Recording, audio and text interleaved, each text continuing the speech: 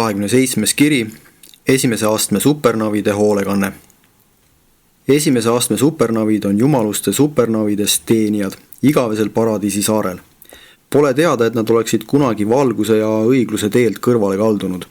Nende loendused on täielikud. Igavikust saadik pole ükski sellest hiigelhulgast kaduma läinud. Need kõrged supernavid on täiuslikud olendid, ülimad täiuslikkuses, kuid nad ei ole absoliitsed, samuti mitte absoluutsed. Need olemuselt täiuslikud lõpmatu vaimu lapsed töötavad vaheldumisi ja oma soovi järgi arvukate ülesannete kõigil etappidel. Nad ei tegutse laialdaselt väljaspool paradiisi, kuigi osalevad mitmesugustel keskses universumis kord 1000 aasta jooksul korraldatavatel kogunemistel ja rühmade kokkutulekutel. Nad suunduvad välja ka jumaluste eriliste sõnumitoojatena ning paljud neist tõusevad tehnilisteks nõuandjateks. Esimese astme supernavid pannakse ka juhtima seeravite vägesid, mis tegelevad hoolekandega mässu tõttu isoleeritud maailmades. Kui niisugusele maailmale annetatud paradiisi poeg tõuseb pärast oma missiooni täitmist kõikse isani ja võetakse seal vastu sellest isoleeritud maailmast naasva volitatud vabastajana, siis suunavad määramisülemad alati ühe esimese astme supernavi üle võtma teenivate hoolekandevaimude juhtimist uuel tagasi võidetud sfääril. Selles eriteenistuses olevaid supernave vahetatakse perioodiliselt rotatsiooni alusel. Urantia praegune seeravite juht, kes on Kristus Miikali annetumisaegadest saadik teenistuses olnud, on teine sellest klassist. Esimese astme supernavid on teeninud valguse saarel igavikust peale ja on läinud kosmosemaailmadesse juhtimismissioonidele, kuid praeguses rollis on nad tegutsenud alles pärast Havana ajapalverändurite saabumist paradiisi. Need kõrged inglid teenivad praegu põhiliselt ainult järgmises 7 teenistusklassis. Esiteks, palveldamisjuhid. Teiseks, filosoofia meistrid. Kolmandaks, teadmiste hoidjad. Neljandaks, käitumise suunajad. Viiendaks, eetika tõlgendajad. Kuuendaks, määramisülemad. Seitsmendaks, puhkuse ajendajad.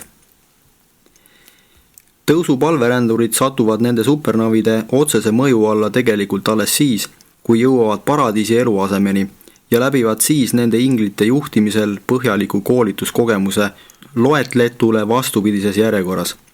See tähendab, et te astute paradiisi teele puhkuse ajendajate õpilastena ja pärast järjestikuseid õppesessioone vahepealsete klassidega lõpetate selle koolitusperioodi palveldamisjuhtijatega. Seejärel olete valmis alustama lõpetanu lõputut elujärku. Esimene, puhkuse ajendajad. Puhkuse ajendajad on paradiisi inspektorid, kes suunduvad keskselt saarelt Havana sisemisele ringlusele, et teha seal koostööd oma kolleegidega, puhkuse täiendajatega, supernavide teiselt astmelt. Paradiisi nautimise oluliseks komponendiks on puhkus, jumalik puhkus, ja need puhkuse ajendajad on viimased juhendajad, kes valmistavad ajapalverändureid ette igavikku viimiseks.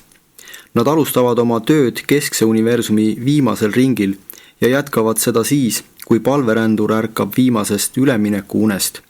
Unest, millest kosmose loodud olend väljub igaviku valdustesse.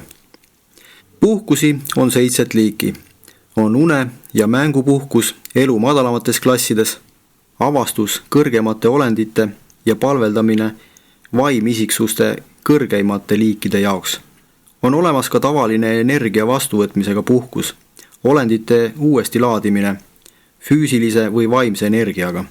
Ja on olemas ülemineku uni, teadvusetu uni koos seeraviga ühelt sfäärilt teisele liikumise ajal. Neist kõigist täiesti erinev on sügav metamorfoosne uni, ülemineku puhkus olendi ühelt etapilt teisele, ühest elust teise, ühest eksistentsi seisundist teise liikumisel. Uni, mille jooksul vahetub alati tegelik staatus universumis, mille puhul ei areneta läbi mingi ühe staatuse eriseisundite. Ent viimane metamorfoosne uni on midagi enamat kui need varasemad üleminekuuned, mis on tähistanud tõusuteel järjestikuste staatuste saavutamist. Selle abil ületavad loodud aja- ja ruumiolendid ajalise ja ruumilise sisimad piirid, et jõuda ajatute ja ruumitute paradiisi paikade alaliste asukate staatusesse.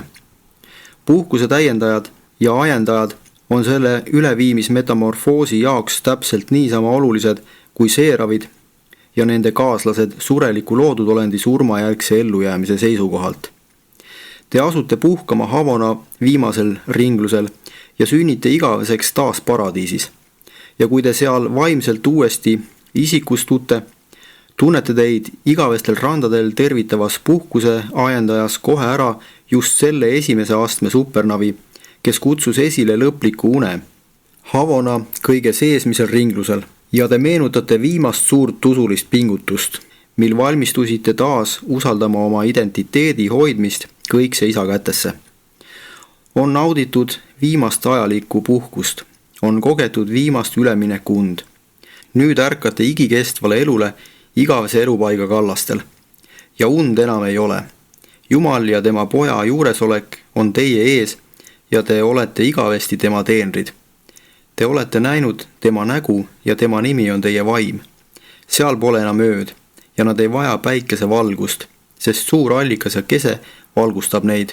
Nad elavad igavesest ajast igavesti ja Jumal pühib ära iga pisara nende silmist ning surma ei ole enam, ega leinamist, ega kisendamist.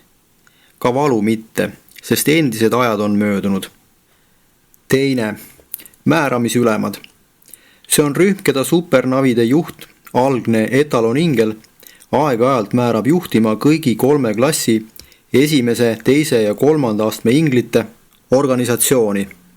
Supernavide organisatsioon juhib ja reguleerib end täielikult ise, välja arvatud nende juhi esimese paradiisi ingli funktsioonid, sest see ingel juhib alati kõiki neid vaimisiksusi. Määramisinglid peavad tegelema palju paradiisi auliste surelikest asukatega, enne kui need lõplikuse korpusesse vastu võetakse.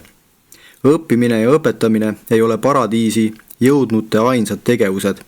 Enne lõpetanuks saamist moodustab olulise osa haridusalastest kogemustest ka teenistus. Ja ma olen täheldanud, et kui tõususurelikel on puhkuseperioode, ilmutavad nad kalduvust vennastuda supernavidest määramisülemate varukorpusega. Kui teie, tõususurelikud, paradiisi jõuate, hõlmab teie suhtlemine palju enamat kui vaid kokkupuuteid ülendatud ja jumalike olendite vägedega ning arvukate teile tuttavate auliste kaassurelikega. Te peate vennalikul moel suhtlema ka enam kui 3000 paradiisi kodanike klassiga, transcendentaalide erirühmadega ja arvukate muud liiki alaliste ja ajutiste paradiisi asukatega, kes ei ole urantial ilmutatud. Pärast püsivamat kokkupuutumist nende paradiisi vägevate intellektidega on väga rahustav suhelda inglitüüpi mõistustega.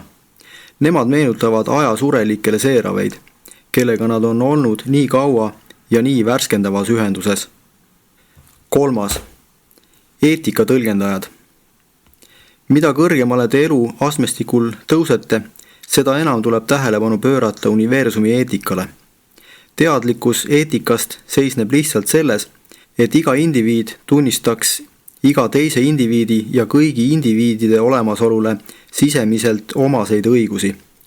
Kuid vaimne eetika ületab kaugelt surelike ja isegi moronti ettekujutust isiklikest ja rühmasuhetest. Ajapalveränduritele on eetikat korrakohaselt õpetatud ja nad on seda õppinud oma pikal tõusuteel paradiisi hiilgusesse. Et see sissepoole tõusev tee on saanud alguse neist kosmosemaailmadest, kust tõusuteelised pärinevad, on nende universumi kaaslaste üha laienevale ringile lisandunud aina uued rühmad. Iga uus kolleegide rühm, kellega nad kohtuvad, lisab veel ühe eetikataseme, mida tuleb tunnustada ja järgida, kuni paradiisi jõudmise ajaks vajavad tõususurelikud juba tõesti kedagi, kes oleks neile eetiliste tõlgenduste alal abivalmis ja sõbralik nõuandja. Neile ei ole vaja eetikat õpetada, aga kui nad seisavad silmitsi erakordse ülesandega lävida nii palju uuega, on neile vaja õigesti tõlgendada seda, mida nad nii vaevarikkalt on õppinud. eetika tõlgendajad on paradiisi saabujate hindamatud abilised ning nad aitavad neil sel sündmusterikkal perioodil alates kohalike elanike staatuse omandamisest kuni ametliku vastuvõtmiseni surelike lõpetanute korpusesse kohaneda arvukate majesteetlike olendite rühmadega. Paljusid mitmesugustest paradiisi kodanike liikidest on tõusupalverändurid Havana 7 ringlusel juba kohanud. Aulisusega pärjatud surelikud on kogenud ka lähedast kokkupuudet ühisesse korpusesse kuuluvate loodud olendite kolmsustatud poegadega Havana sisemisel ringlusel, kus need olendid saavad suure osa oma haridusest. Ja teistelgi ringlustel on tõusupalverändurid kohtunud arvukate paradiisi Havana süsteemi ilmutamata asukatega, kes õpivad seal rühmades, valmistudes tulevaste ilmutamata ülesannete täitmiseks. Kõik need taevased kaaslussuhted on alati vastastikused. Mitte ainult teie tõususurelikud ei saa kasu neist aina lisanduvatest universumi kaaslastest ja nii arvukatest üha jumalikumate kaaslaste klassidest, vaid te annate igale niisugusele vennalikule olendile midagi ka omaenda isiksusest ja kogemustest, mis muudab igaühe neist alatiseks, teistsuguseks ja paremaks tänu sellele, et ta on olnud koos tõususurelikuga, kes pärineb arenevast aja- ja ruumimaailmast. 4. Käitumise suunajad. Olles paradiisis valitsevate suhete eetika kohta juba täieliku õpetuse saanud, õppinud mitte tähenduseta formaalsusi ega kastireeglitest lähtuvaid kunstlikke ettekirjutusi, vaid pigem sisemisi omadusi, on tõususurelikele kasulik saada nõuandeid supernavidest käitumise suunajatelt, kes õpetavad paradiisi ühiskonna uutele liikmetele keskse valguse ja elu saarel viibivate kõrgete olendite täiusliku käitumise tavasid. Keskse universumi juhtmõtteks on harmoonia ja paradiisis valitsev tajutav kord. Õige käitumine on oluline, et teadmiste teel filosoofia kaudu edasi liikuda spontaanse palveldamise vaimsetesse kõrgustesse. Jumalikkusele lähenemiseks on olemas jumalik meetod ja selle meetodi omandavad palverändurid alles pärast paradiisi jõudmist. Selle vaim on neile antud juba Havana ringlustel, kuid aja palverändurite koolituse viimase lihvi saab anda alles siis, kui nad on tegelikult jõudnud valguse saarele. Kogu käitumine paradiisis on täiesti spontaanne, igas mõttes loomulik ja vaba, kuid on siiski olemas õige ja täiuslik viis, kuidas igavesel saarel midagi teha. Ja käitumise suunajad on alati seespool väravaid olevate võõraste kõrval, et neid õpetada ja nende samme juhtida nii, et nad tunneksid end täiesti vabalt ning väldiksid samal ajal seda segadust ja määramatust, mis muidu oleks paratamatu. Ainult niisugune asjade kord võimaldab vältida lõputut segadust, mistõttu paradiisis ei teki seda kunagi. Need käitumise suunajad on tegelikult aulised õpetajad ja juhendajad. Nende peamiseks eesmärgiks on juhendada uusi surelikke asukaid peaaegu lõputus hulgas, uutes olukordades ja neile tundmatutes tavades. Vaatamata kogu pikale ettevalmistusele ja pikale rännuteele on paradiis ikkagi väljendamatult võõras ja ootamatult uus neile, kes lõpuks selle elanike staatuse omandavad. 5. Teadmiste hoidjad. Supernavidest teadmiste hoidjad on kõrgemad elavad kirjad, mida teavad ja loevad kõik, kes paradiisis elavad. Nad on jumalikud tõekroonikad, tõeliste teadmiste elavad raamatud. Te olete kuulnud ülestähendustest, mis on kirjas eluraamatus.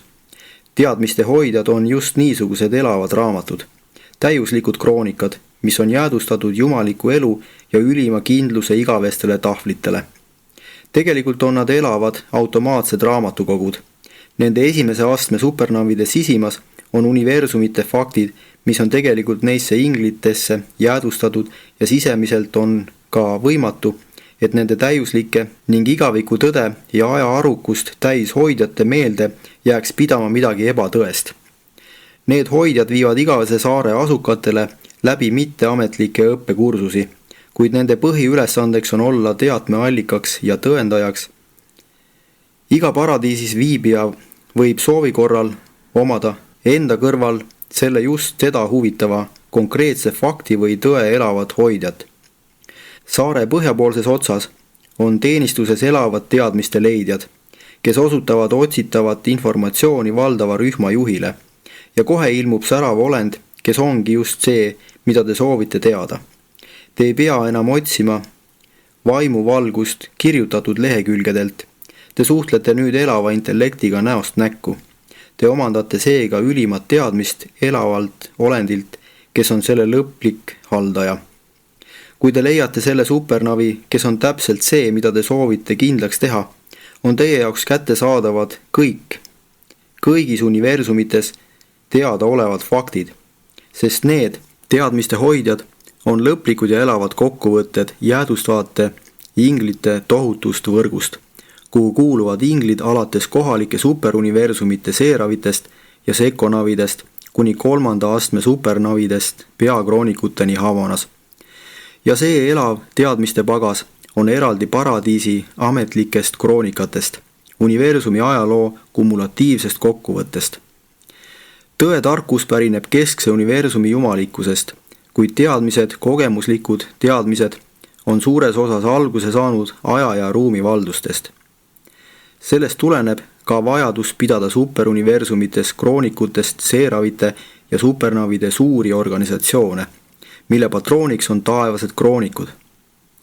Need esimese astme supernavid, kes on oma loomuselt universumi teadmiste valdajad, vastutavad ka nende teadmiste korrastamise ja liigitamise eest.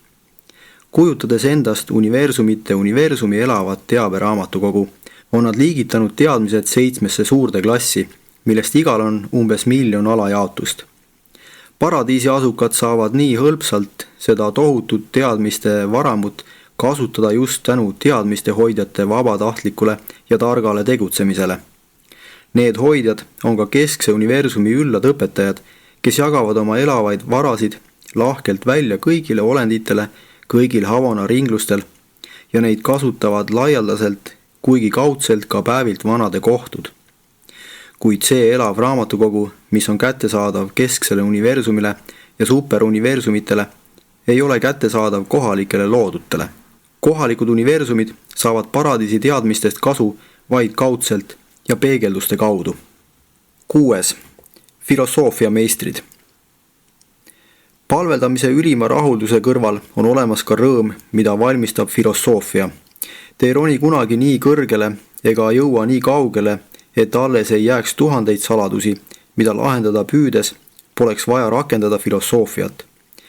Paradiisi meisterfilosoofid juhivad nii paradiisist pärinevate kui ka selleni tõusnud asukate mõistust meelsasti nende joovastavates püüdlustes lahendada universumi probleeme. Need supernavidest filosoofia meistrid on taevatargad. Targad olendid, kes kasutavad teadmiste tõde ja kogemuste fakte oma pingutustes tundmatust aru saada. Nendega koos jõuavad teadmised tõeni ja kogemused tõusevad tarkuseni. Paradiisis kogevad tõusvad kosmose isiksused olemise kõrgusi. Neil on teadmised, nad tunnevad tõde, nad võivad filosofeerida, mõelda tõest.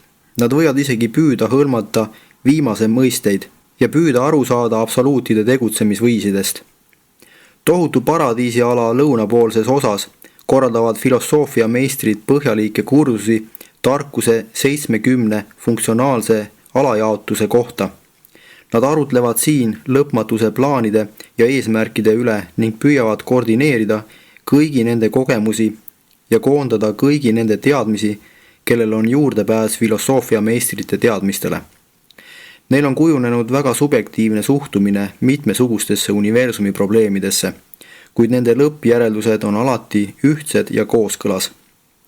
Need paradiisi filosoofid kasutavad õpetamiseks kõikvõimalikke meetodeid, kaasa arvatud Havana kõrgem graafimeetod ja teatavad paradiisi meetodid informatsiooni edastamiseks.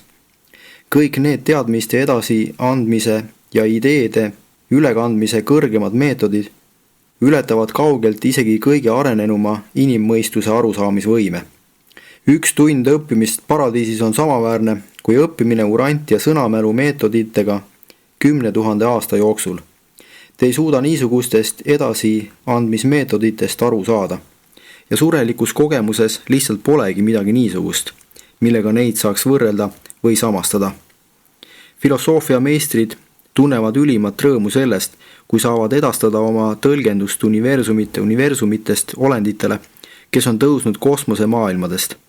Ja kuigi filosoofia järeldused ei saa kunagi olla nii ühesed kui teadmiste faktid ja kogemuste tõed, ometi, kui te olete kuulanud nende esimese astme supernavide arutlusi igaviku lahendamata probleemide ja absoluutide tegude üle, tunnete nende lahendamata küsimuste suhtes teatavat kindlat ja püsivat rahuldust. Neid paradiisi intellektuaalseid otsinguid ei levitata teabelevina. Täiuslikkuse filosoofia on kättesaadav vaid neile, kes on isiklikult kohal. Ülejäänud kuulevad neist meetoditest vaid nende käest, kes on selle kogemuse läbi teinud ja kes on seejärel kandnud selle tarkuse edasi ruumi universumitesse. 7. Palveldamisjuhid. Palveldamine on kõigi loodud intellektiolendite kõrgeim privileeg ja esmane kohus. Palveldamine on teadlik ja rõõmus tegevus, millega teadvustatakse ja tunnistatakse kui tõde ja fakti, et loojatel on lähedased ja isiklikud suhted oma loodud olenditega. Palveldamise kvaliteedi määrab ära loodud olendi taju sügavus. Mida enam areneb teadmine jumalate lõpmatust iseloomust, seda kõike hõlmavamaks muutub palveldamine, kuni saavutab lõpuks kõrgeima kogemusliku rõõmu ja kõige erilisema loodud olenditele tuntud naudingu hiilguse. Kuigi Paradiisi saarel on olemas teatavad palveldamiskohad, on see pigem üks tohutu jumaliku teenistuse pühamu. Palveldamine on kõigile, kes selle õndsatele kallastele tõusevad, esimene ja valdav kirg.